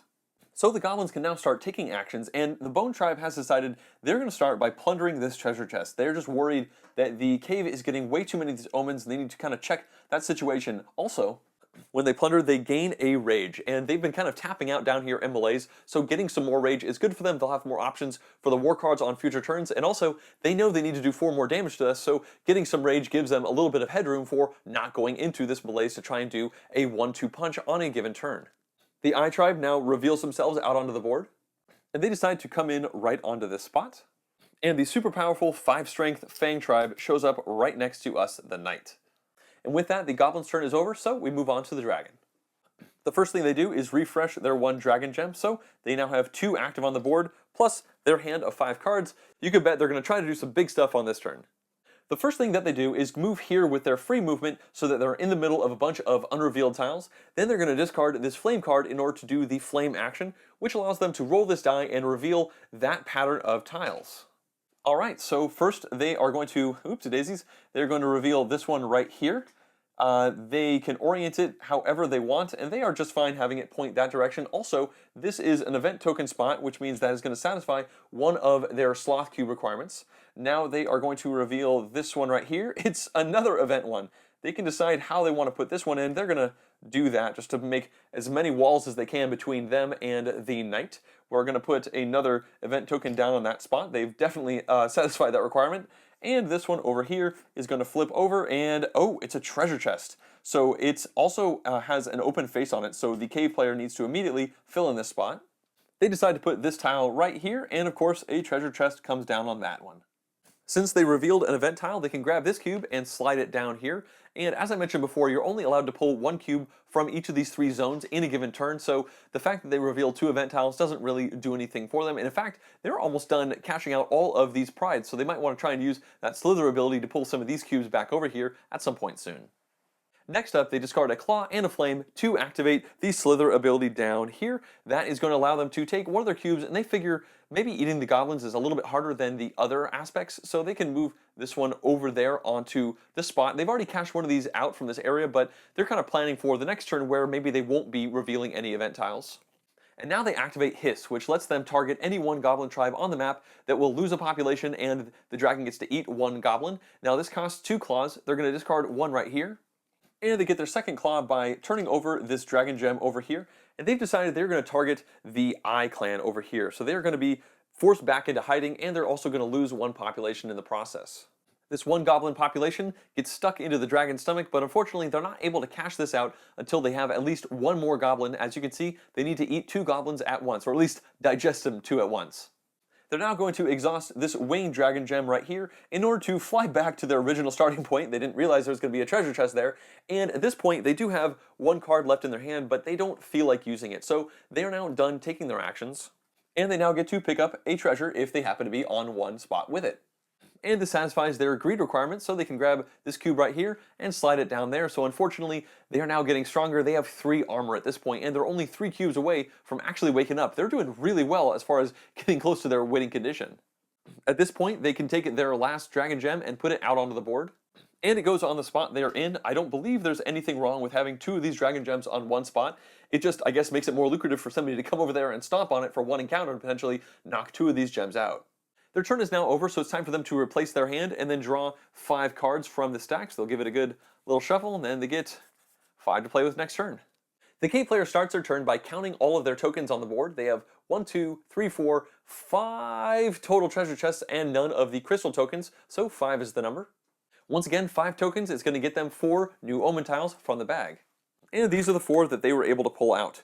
They were pretty bummed. They were hoping to be able to activate soporific spores on this turn, but the only thing that they have that matches it is this one right here, and they need 3 different omens that match these sets to do the soporific spores, and they were planning on trying to slow down the dragon because suddenly the dragon player is really taken off. Maybe they should not have hurt us so much on that last turn with this activation, but you never really know how these things work. So instead what they're going to do is take this 1 bat omen right here and activate the giant bats, which lets them move treasure or the knight or a goblin tribe, and they can move up to 3 tiles in any real direction. They just can't leave the knight on an unrevealed spot.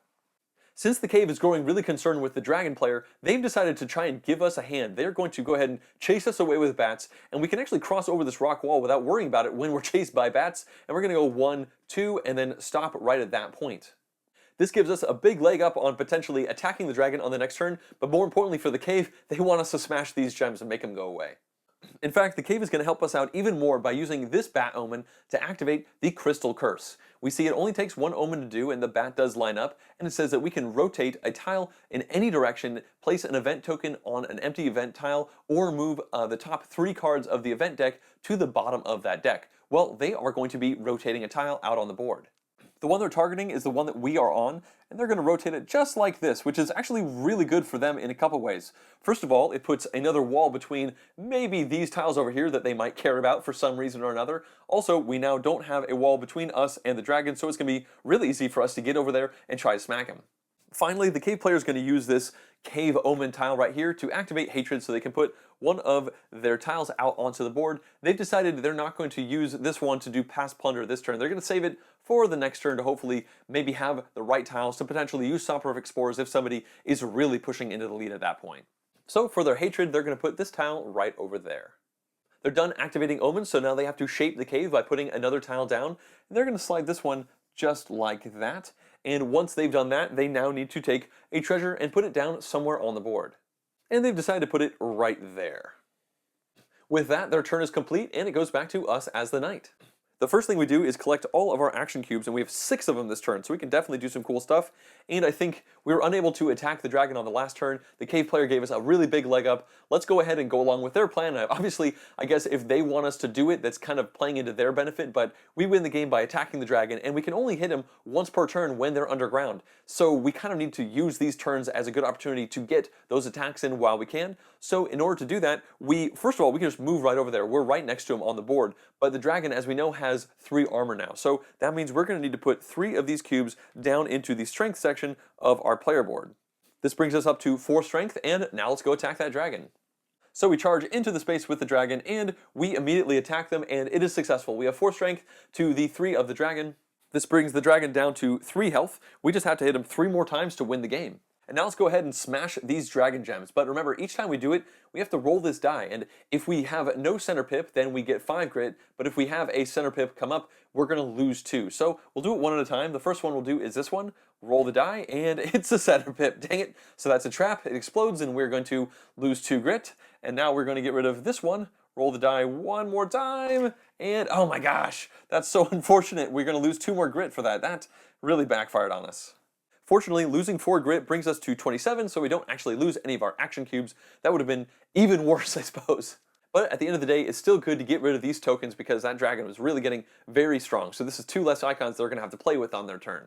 We now have 2 action cubes left because I forgot we actually needed to activate this bomb in order to successfully attack the dragon since they're currently underground. But let's just say retroactively we did indeed do that. Of course we would have. So we have these 2 left over. We've consumed our 1 movement and our 1 encounter at this point in our turn. So I wonder what our options can be with these 2 actions.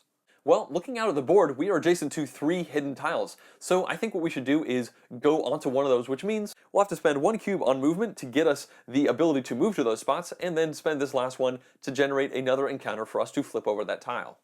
At this point, we look over and see that the stack of tiles that the cave is drawing from is starting to get kind of low, so we figure let's not help them out. Let's go ahead and go onto this spot right here so it's less likely for us to reveal one that's going to drop a whole bunch of tiles down the board, because of course the cave wins by collapsing enough of these crystal tiles out on the board, and they can't start collapsing things until every single tile is out on the board. So they're racing to get tiles down, and we're trying to stop that. So we go to the spot and we'll reveal the tile. Ooh, and it's a treasure chest. I think we'll go ahead and leave it in this orientation so that the cave player cannot place any more tiles down.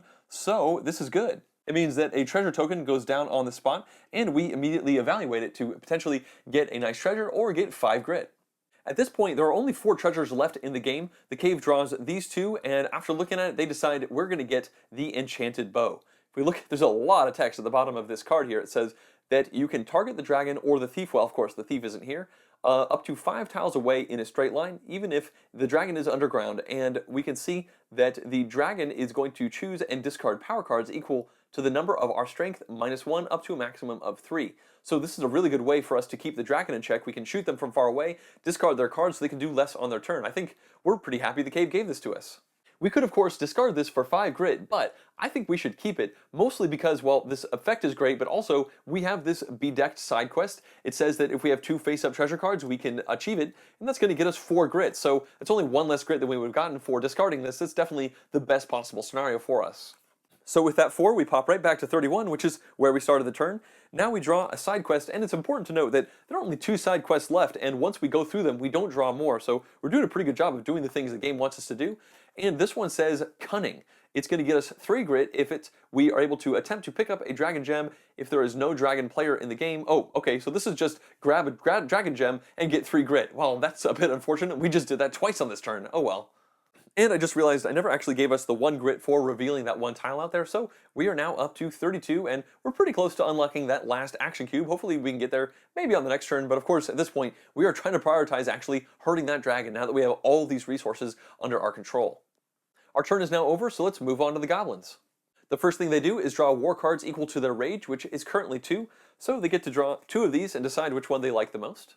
Well, they didn't have to think too long about this one. They are going to do Desperation. It's going to give them no population for any of their tribes, but they are going to get to draw 3 new monster cards, 3 new secret cards, and this gives them a rage. So that's really good for them in their current position, especially considering the Fangs tribe and the Bones tribe are both already at the max population of 4. So they'll start by drawing 3 monsters from the pile, and like I mentioned a long time ago, they're only allowed to have as many monsters as the Bone Tribe has population, but since the Bone Tribe is at 4, they're going to be able to use all 3 of these monsters. They just need to figure out which one's going to go where. To start, they're first going to assign the Underworm to the Fangs tribe over here, and the text down at the bottom says that on their turn, this tribe can move up to 2 tiles once in any 1 diagonal direction, and they ignore all tiles and walls in between, which I believe means they're going to ignore whether or not they're lit or not for the purposes of losing population. So that goes over there. Next up, the Blob is going to go with the Bone tribe, and we see down at the bottom here, this is pretty scary for us. It says if this tribe uses the attack action against the Knight also loses 5 grit. That's really unfortunate for us, but right now the Bones tribe is at 4 population, they're at 4 strength, and we're at 4 strength, so I don't think the Bones tribe can right now hurt us, but it depends on some of these secrets that the Goblin might have. And lastly, we have this Wisp, which is going to go down on the Eye tribe. The text on the bottom says that on your turn, if this tribe can see the Knight, you may move the Knight up to 3 tiles once in any direction through unoccupied lit tiles. And from my understanding, seeing the Knight is just a direct line on the tiles with no walls in between. So that is them assigning all 3 of their monsters. Pretty cool stuff. And now they get to draw 3 secrets into their hand. They already had 2 in their hand, so they are now at their maximum hand size of 5. They're now going to play one of their secret cards, which stays in play until one of their tribe's populations reaches 0. And it says that they have -1 to perception, but again, that doesn't matter because the thief is not in this game. And it says that once per turn, immediately after drawing war, monster, or secret cards, they can discard and redraw 1 card. So that's a pretty nice effect for them on future turns at this point. It's now time for the Goblins to activate their tribes, and to start, they are going to move their Fang tribe. It's going to go once over here, and now they're the ones with this Underworm. They're going to use it, which says that on their turn, once per turn, they can move 2 tiles once in 1 diagonal direction, ignoring tiles and walls. So they are going to go once, twice, and then just jump right onto our spot. Their strength is at 5 because they have 4 population plus 1 because they're the Fang tribe, and unfortunately our strength is currently at 4, so they successfully attack us, which means they are going to scatter off the board, but they have done the 1 damage they needed to, and this underworm goes away because you always lose 1 monster when you scatter. This brings us down to 3 health, starting to get a little scary I think, and the Goblins' rage track goes down by 1. The Bones tribe is now going to activate, and they're just going to use their special action, which lets them draw and place 1 monster. So they drew this from the top of the deck, and it is a Flame Giant. It said that this tribe gains +1 strength. That's pretty simple. They've decided they're going to put this down on the Bones tribe. They're the only ones who can have 2 monsters at a time, so they are now pretty darn scary, actually. They have 4 population plus 1 is 5 strength, and if they hit us, we're going to lose 5 grit. So we definitely don't want that tribe to hit us on the following turn. And lastly, we have the Eye tribe, and they've decided they are going to reveal them out onto the board. They've decided to pop right back over here where they were before the dragon knocked them out with that hiss attack. With that, the Goblin player is done with all of their actions, so let's move on to the Dragon player's turn. First things first, they refresh all of their Dragon gems out on the board. The first ability they activate is Slap. It requires 2 of these wing symbols, and we see that it says that they can move the knight up to 3 movements away from them as long as the knight is adjacent to where the dragon currently is. We are unfortunately adjacent to them, so they slap us 3 tiles away, and they're going to go 1, 2, 3. Next up, they're going to use their normal movement to go 1, 2, and of course they can go under these walls because they are underground right now. And next up, they're going to exhaust this wing to give themselves 2 more movement, with which they will go 1, 2 onto this spot way away from us. And they now spend their last 3 cards, all of which have the flame symbol on them, to cast Flame Wall. It says that they can take this Flame Wall token and they put it on an adjacent tile to where they are, and if anybody enters that tile, well, the knight will lose 5 grit, the Goblin tribe will lose 1 population, and there is no thief. So that is how this works, and it will disappear at the beginning of the Dragon player's next turn. And it's no surprise that they put the Flame Wall right there, stopping the knight from being able to somehow make it all the way over here and smack him again. They're now done taking their actions, so they can pick up a treasure chest if it's on their spot, and there happens to be one. This lets them take one of their sloth cubes from the greed track and put it down here. They are getting scarily close. And now they can take one of their dragon gems, put it out on the board, and since there already is one on the board, they can take this one, which they kind of slithered into that spot. They keep doing that, which seems to be pretty good for them, and they get to place this down here. So they are 1 cube away from waking up, and they're going to draw 6 cards at the end of this turn. This dragon gem, of course, goes on the spot they're at. And with 6 spirit, they now shuffle up their deck and draw 6 cards for their next turn of the game. It's now the cave's turn. They have 1, 2, 3, 4, 5 treasure chests out on the board. So just like the last several turns, they're going to draw 4 tiles out of the bag. They now go ahead and add them to their area. The cave player will now activate the soporific spores by using these 3 omens here, and it's no surprise they're going to target the dragon. So they send their latest sloth cube back to one of the tracks. They've decided to keep their bat omen in reserve, but they are going to take this cave omen over here to activate hatred so they can put another tile out on the board. And they've decided to place this one over here. Since they're done with their omens, it's now time for them to shape the cave by putting another tile down onto the board. We'll put it over there. And lastly, they have to put a treasure down, and they'll put it on top of that tile they just laid. The cave is now done, so it moves over to us as the knight. We start off by gathering all of our action cubes. We have 6 of them available on this turn. That's pretty great. We have this cunning side quest, which gives us 3 grit if we remove one of the dragon player's gems, and I think we need to do that because they are still really close to winning the game. We have to try and slow them down wherever we can. So let's move over here and smash this dragon gem. Of course, we need to roll the die and hope to not get a center pip, and we didn't. Awesome, finally that didn't backfire on us. So we're actually going to get 5 grit for that. That brings us up to 37, which unlocks another action cube, and when we use this cunning, we get 3 more, so we are way above the edge to potentially start losing lots of these cubes. I guess if we lost 5, we would lose one of them, but we don't need to worry about that right now. This goes away, and we now reveal our final side quest. It says Fearless. Let's see, this big block of text here says, reveal a dark tile with a goblin tribe on it, then attack the tribe on the same encounter. So that would get us 4 grit if we wanted to, although grit is a lot less interesting to us now that we have unlocked all of our action cubes. Unfortunately, with the dragon so far away and a couple walls between us, including a firewall which would cause us to lose grit, I think that there's really no way we can actually attack them on this turn. So instead, let's try to weaken them. So we're going to want to move into a position where we can shoot them with our enchanted bow. In order to get into range, we're going to need to spend 1 cube to have the movement available. We'll of course have to spend 1 cube on the bow itself, and the way it works is it's going to force the dragon player to discard cards equal to the amount of strength we have -1 up to a max of 3. So let's go ahead and make them discard 3 cards by dumping all of these into our strength area. This is also good because it helps defend us against goblin attacks on our turns by having this really high strength, and we now have these 2 left over that we can think about using, but let's go ahead and shoot the dragon first. So we move twice, and now we have a straight shot over to the dragon. These walls don't break the line of sight for the enchanted bow, so we shoot them and they are forced to discard 3 cards from their hand. This halves their hand, so that's pretty good for us. At this point, we have those 2 action cubes left over. Let's put one onto movement and the other onto encounter, so that for the end of our turn, we can just go over here and get this treasure chest. It's not great. We really would have rather done damage to the dragon, but we just couldn't make it work on this turn, so we're just kind of building up so that hopefully, well, maybe when the dragon wakes up, we can attack them, because it's important to note we can only hit them once per turn when they're underground, but once they've awoken and burst through, then we can attack them as many times as we want on our turn for 1 encounter each. So it's kind of dangerous for the dragon to be out here on the main level with us being as strong as we currently are.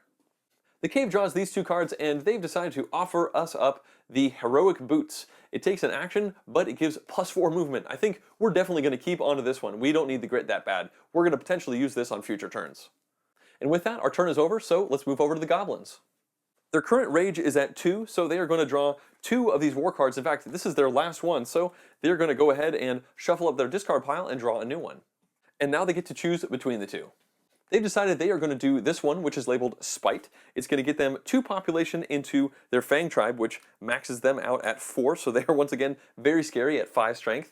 Now their Bone tribe is going to get 1 population. They are out on the map, and the Eye tribe is also going to get 2 population for this. So the Eye tribe goes up to 3 total, but the Bone tribe way over there in the top, they are maxed out in their population. So if we were to add this 1 more, then they would scatter back to the main board. So instead, the Goblin player decides to play this secret card here. It says Leader, and it's pretty simple. It just says that during overpopulation, you may prevent a tribe from scattering. So they will discard this card. They will not actually add this in because 4 is the maximum population, and now the Goblin player can move on to the cards. We see that they don't draw any monsters, but they do get to take 1 secret. In fact, they only have 1 secret left in the deck. They've seen pretty much all of them. It's worth noting that this Goblin Ruby card is in effect, so they could have discarded any of those cards that they just drew, the war cards or the secret cards, but they're pretty happy with what they've been grabbing. They now decide to play this secret card here, which is called Hex. If we look at the text on the card, it says that they get to choose a player to hex, and for that effect, X equals the Eye tribe's population. Well, looking down here, their population is currently 3, and they are going to target the dragon because the dragon is doing really well. And if we look down at the bottom of this card, we'll see that what happens is the dragon discards X power cards from their hand. Well, that means they're going to discard 3 cards, and as we already talked about, they only have 3 cards left, which means these all get discarded, and they now have no cards in their hand at all. The Goblins now start taking their actions, and they're going to start with the Eye tribe here. They're going to move twice over to this spot where they now have line of sight to us. And if you remember, they have this Wisp monster, and the text on this says that on their turn, if the tribe can see the knight, then they can move the knight up to 3 tiles once in any direction through unoccupied lit tiles. I guess I get freaked out by this Wisp that's hanging out with these Goblins, and they move us twice over to here. Now they're going to activate their Bone tribe over there, and they're going to move 1, 2, 3, and they've only exited 1 lit tile, so they don't have to lose any population, because again, you lose 1 population once you exit 2 of the lit tiles. And since they have 2 monsters, the Flame Giant and the Blob, this Flame Giant is going to add +1 strength to the 4 they already have. They were at 5 strength, we are at 4, which means this attack is successful. And unfortunately, they have this Blob. If you remember, this says that we are going to lose 5 grit if we get successfully attacked, so that's a really big bummer. This means that the Bone tribe is of course going to scatter. They'll lose 2 population when this happens, and normally a tribe loses all of their monsters because usually a tribe can only have 1, but you only discard 1 when you scatter, and they're going to get rid of this Blob and keep this Flame Giant around. This brings us down to 2 health, starting to get very scary. And the Goblin's rage goes down to 1. And lastly, the Goblins play this secret. It says Hiding Spots. The text down at the bottom says that a hidden tribe may use the attack action against the knight if she is on or adjacent to an ambush tile. During this action, they cannot apply effects of monsters and other secret cards. And if you'll notice, they scared us right over here. We're adjacent to 2 different ambush spots, and this really nasty 5-strength Fang army is hiding currently. So they are going to pop out right here, essentially attack us again. We're going to take another damage. This one is also going to scatter back to their board. We're now down to 1 life, so if the goblins successfully attack us one more time, the game just ends and they win. So I think we maybe want to start doing event tiles, because there are definitely some more of those heals in there, and I think the cave player is going to probably want to give them to us because they actually want to win, and right now they are definitely feeling behind. And because they successfully attacked, the goblins' rage track now goes down to 0. They are in malaise, but I think they're pretty okay with their current positioning. So it's the dragon's turn. This flame wall comes off of the board, and as you remember, the dragon player actually has 0 cards in their hand. They got hit from both us as the knight and that hex from the goblin player, which means the only thing they have to do on this turn is a single claw action. And when they do a claw action, they attack anybody that's around them, but there is currently no one there. So what this means is the dragon player effectively passes their entire turn. There's nothing they can really do. They could move, but right now they feel pretty secluded. They kind of like where they're at, so they're just not going to do any actions. There is no treasure for them to pick up, and they can put a dragon gem down on the board. They'll put this one right there so that they'll hopefully have more options on the next turn, and they did place this down on the board while having another gem out in their area. But as you can see, that spot has already been removed from their sloth track, so they're not going to be able to pull any cubes down. Their incredibly short turn is now over. They shuffle up the cards. We look over here, they only draw 5 cards for their next turn, and they're hoping they're going to be able to do something a little more interesting. Other opponents were definitely able to slow down the dragon in a very big way, but they're still in a commanding position. The cave player starts by counting up their stuff on the board. I believe it's still, 1, 2, 3, 4, 5 treasure chests. So they get 4 more omen tiles to play with on this turn.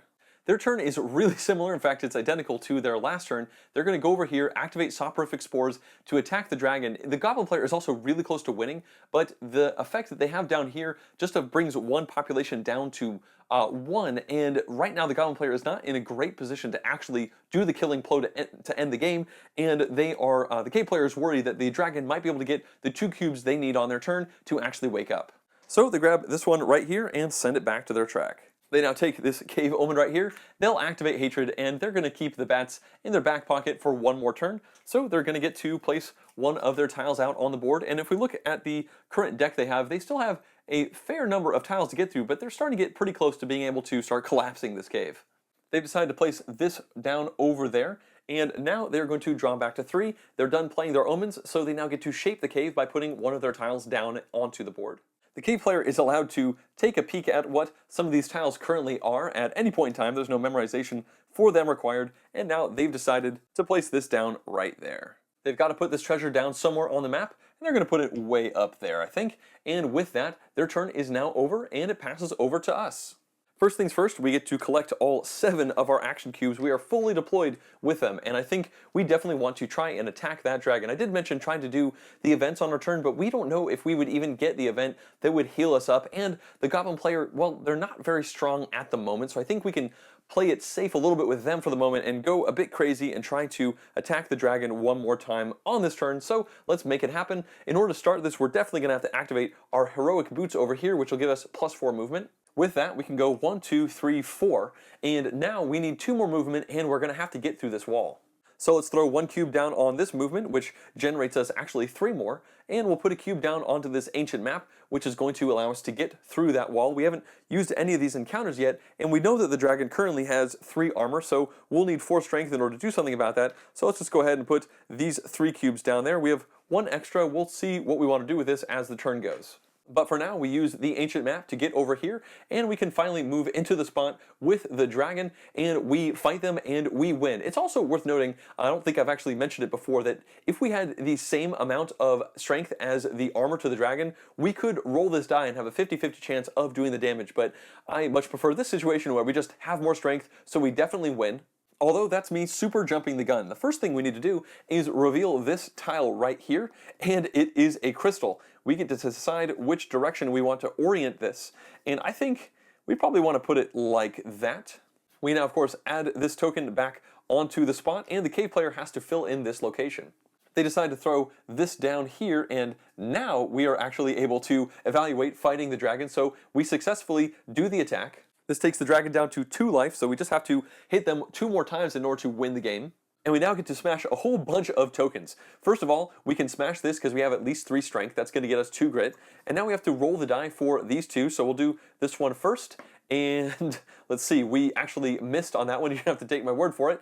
And now we'll do this one right here, and we hit on this one. So that means we went +5 on one and -2 on the other, so that's a net gain of 3 grit for us. And it's at this moment that I realized I never actually forced us to lose the grit for being attacked by that blob, which means this one action cube we had not actually used yet on this turn. Well, it's a good thing we hadn't, because it's actually over here. So now we are going to gain the 2 grit for smashing that crystal, which gains us this cube back. We get the 1 grit for revealing the tile, and then the 3 more grit for the difference between smashing those 2 dragon gems. We've got 1 action cube left, and by my count, a single movement left. Let's go ahead and slide this over here and do 1 more encounter to end out our turn. Looking at our positioning on the board, there's only 1 spot we can go to, so we'll plunk down right here, flip this tile over, and it is a event, so that's actually great. We get to evaluate the event. Maybe we'll get to heal. We'll find out. Either way, I think the cave is probably going to try and give us a good thing, not a bad thing at this point. But, I mean, we are kind of close to killing the dragon off. The cave has a lot of different things they need to think about, whether they want to help or hurt somebody. So we flip that over. The cave, of course, needs to fill this spot in, and now we get to evaluate the event. The cave draws these 3 cards, and they decide to do this one. And guess what? Instead of helping anybody else, they decided to help themselves. Let's look at the card. It says, Vantage Point. Reveal all dark tiles surrounding the night, and the revealed tiles are worth grit as they normally would have been if they'd been revealed. So we also place event tokens on any of these, and if we look right now, the knight is next to 3 of these unrevealed tiles, and again, the cave only has 2 more tiles left in their deck, and they really want to get through all of these tiles so they can start smashing and collapsing this, this cave here to try and win the game. So this definitely helps them out. And they're going to start by revealing this one right here. So after they reveal it, they of course need to fill in this spot. They've decided to place this right here, and now they're going to reveal this one adjacent to the knight.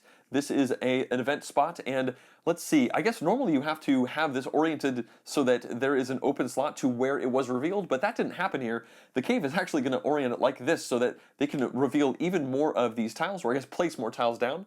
Now they have to put 2 down on the board. They decide to place this right here, and this right here.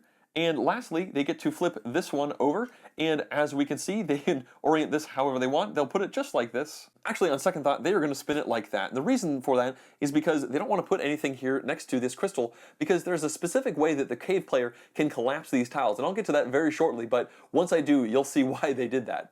So they decide to place this tile right here, and with that, they only have 1 more tile left in their hand and no tiles left in their deck. So maybe we really shouldn't have gone here and explored. That really worked out in the favor of the cave player over everybody else. But with all that, our turn is now officially over, so let's jump over to the goblins. The goblins are currently in malaise with a rage of 0, so they pop back up to 1. This means they draw 1 war card, but remember, they have this goblin ruby over here, which allows them to discard this card if they don't like the looks of it. They decide they're going to go ahead and stick with this card. It gives them 2 population to their Fang tribe. Their Fang tribe was already at 2, so this brings them all the way up to 4, which is the max. They are now at that critical, scary number of 5 strength where they can really hurt us. And now we see that the Bones tribe is going to get 1 population. That brings them up to 3, and the Eye tribe gets 2. So when we look to the Eye tribe, we see they already have a population of 3. So if we added 2, that would bring them to 5, which means they are overpopulated and they'll have to scatter. Now, the goblins can spend 1 of their rage to stop this from happening, but then they'll all be in malaise and they'll all lose 1 strength. So I think they've decided they are okay with the tribe here scattering. So they come back to their board, and of course, they lose their monster. They don't draw any monster cards, but they do get to take this 1 last secret card from their deck, and if they ever need to draw more secrets, of course, they're just going to shuffle up their discard and make a new pile. At this point, the goblins decide they are going to reveal all 3 of their tribes out onto the board. They'll spawn the Fang tribe over here, Bones will come in over here, and they'll bring the Eye tribe in right there. With that, their turn is done, so let's move over to the dragon. The dragon starts off by taking their 2 free movement, and then they're going to discard this wing right here in order to take 2 more movement to try and get themselves as close as they can to as many of these unrevealed tiles. They're hoping to reveal an event tile by doing this flame action now so that they can get more of those cubes off of their board. So they'll go ahead and roll the die. This is pretty much the only die face that is the one that does not work for them. So what they are going to do is actually spend this Shriek token that's been sitting on their board for quite some time now, and it allows them to re-roll the die so they hopefully get something that's better for them. Well, that's certainly not as good as this right here, but it does reveal something, so they can flip this over and, oh, looks like they're in luck. This is indeed an event tile. They get to orient it the way they want, and they're going to put it just like that. They get to put an event token down on top of it, and this satisfies the pride objective up here, so they can lodge this down onto their board.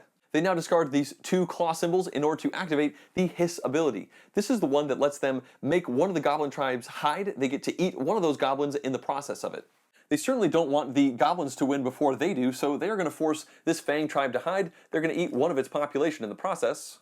And this one joins the other one, which has been sitting in the dragon's stomach for quite some time, and now that the dragon has two, they can cash both of them out and move this onto their track. They are so close to waking up. At this point, they have one card left in their hand, and they decide they don't actually want to use it. So they now grab a treasure chest, but unfortunately there are none on the spot, but they do get to put this dragon gem down onto the board, and with that, they now get to move on to the last phase of their turn, where they shuffle up their power cards, and then they're going to go ahead and draw equal to their spirit, which is once again at 6. It's now the cave player's turn, although I did forget to put this tile filling up this spot right here, and that is officially the last tile in the game. At this point, no new ones can be placed, and the cave itself is going to go from growing to collapsing. The first thing the cave player does, just like normal, is they count up all their tokens. They have 1, 2, 3, 4, 5, 6 of these treasure chests, and none of the crystal tokens currently. So just like many turns in this game, they're going to add 4 omens to their area that they now get to play with. They're going to start by using this mushroom to activate Hatred once again. However, we see that during the collapse, they get to remove a tile instead. I think at this point, let's go ahead and read some of this text on the card. We now see that the cave collapses 3 tiles on their turn instead of adding one during the shaping. And if you see down here, it says that you have to remove the tiles that touch only 1 tile first. Then you can remove the tiles that touch only 2 tiles. You're going to keep on going from that perspective. So what this means is that the cave collapses from the outside in. They first target all of the tiles that are just touching one other tile. Once those are all gone, they can go after the ones touching 2 tiles. So when we look at the board, we see there are some of these crystals that are face up. And again, the cave wins once they have collapsed and removed 5 tiles with these crystals on them. Now, it's pretty obvious they're going to be hard-pressed to get these out, but we're only seeing 4 out of the 9 total, and they are all out there. So, in fact, the cave now gets to activate that hatred. They get to pull 1 tile from the board. They're going to grab this one right here, and once you know it, it has a crystal on it. So they are 1/5 the way towards winning the game by collapsing these crystals. They now use this Bat Omen to initiate the Rock Slide. We haven't seen this just yet. Actually, they need to use 2 different things. So looking over here, they have to grab one of these as well. Once they do these 2 omens, they are going to be able to put one of these Rock Slide tokens down on the board, and they effectively count as a wall. They've decided to place this right here, and the reason for that is that it blocks off this crystal from the entrance. And the reason that matters is because the dragon, once they fully wake up, they haven't actually been able to get above ground yet. They can only do that by traveling to one of the crystal spots and then bursting through.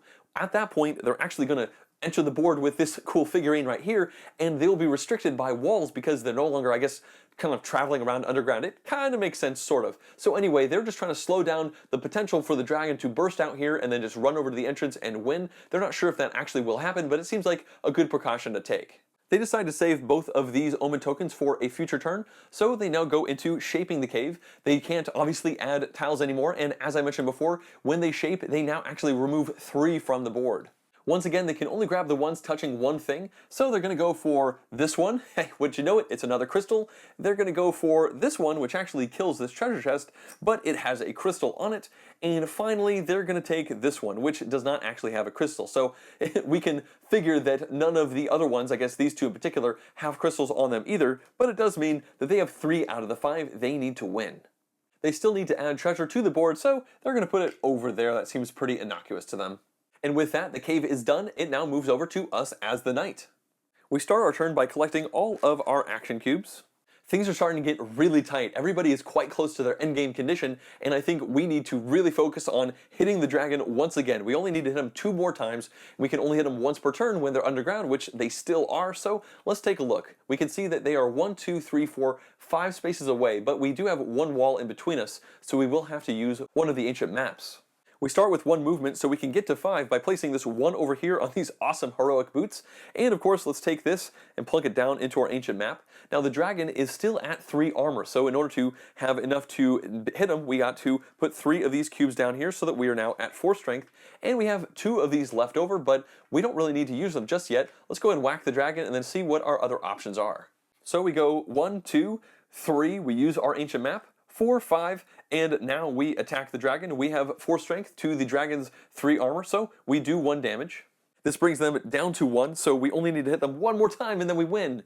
And since there's a dragon gem here, let's go ahead and smash it, roll the die, and we see that, oh man, it does blow up in our face, so we lose 2 grit. This brings us down to 38, but we're not too worried about that. At this point, we have these 2 cubes left. Let's go ahead and put 1 down here on the shield spot. It says that we cannot be moved by other players, and each time we would lose grit, we only lose 1. So that kind of protects us. And I think let's go ahead and plunk this down into movement. That generates us 2 more movement. We also anticipate the dragon heading over here once they awake. So let's go ahead and do 1, 2 like that. And the better part about this is that we've moved 1, 2, 3, 4, 5, 6, 7 spots. And if you remember, we've had this in our hand for a very long time. The Swift side quest says if we move 7 or more tiles on a turn, we get 4 grit. Now, we don't really need the grit, but you know what? We may as well do this. We don't draw up any more side quests because we've drawn the whole deck. This brings us up to 42, and at that point, we are now done with our turn, so let's go over to the goblins. At the start of their turn, they should actually be at 2 rage because I forgot to give them 1 when they got attacked by the dragon. So with 2 rage, that means they are going to be drawing 2 of these war cards and choosing 1 of them.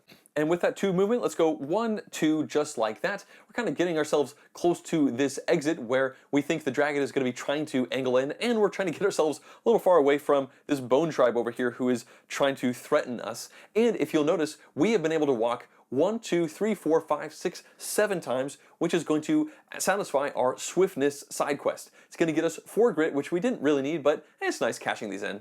At the start of their turn, the goblins should actually be at 2 rage because I forgot to give them 1 rage when the dragon attacked them. So they are at 2, that means they're going to draw 2 war cards from the top of the deck, and they'll get to keep 1. They decide they don't really like this card, so they're going to activate their Goblin Ruby here in order to discard it and draw another one from the stack. And they're very happy with that one. It is called Fear, and it's going to add 1 to each of the tribes, get them a monster, and get 2 secrets. So the Fang tribe goes up to 4 population. The Bones tribe goes up to 4 population. And I just realized I have extra little red discs. Let's go ahead and put that on the Bones tribe so we remember their Flame Giant. And finally, the Eye tribe over here is going to go from 2 to 3 population. They now draw 1 monster from the top of the stack, and they have to assign it somewhere. This says Golem. This tribe can move through walls. So normally when a tribe is running around in the lit corridors, they have to obey the walls. They decide, where are they going to put this down? They're going to put it onto the Fang tribe. Oops-a-daisy. And now they get to draw 2 secrets, but there are no secrets left in their stack, so they can mix up this discard pile, give it a nice good old shuffle, and then they could grab 2 of these and add them to their hand. Unfortunately, with these 5 in hand and this ruby out here, they have to discard 1 of them, so they'll get rid of this one right here. The Bones tribe is going to activate first, and they're going to move 1, 2, 3, 4 times.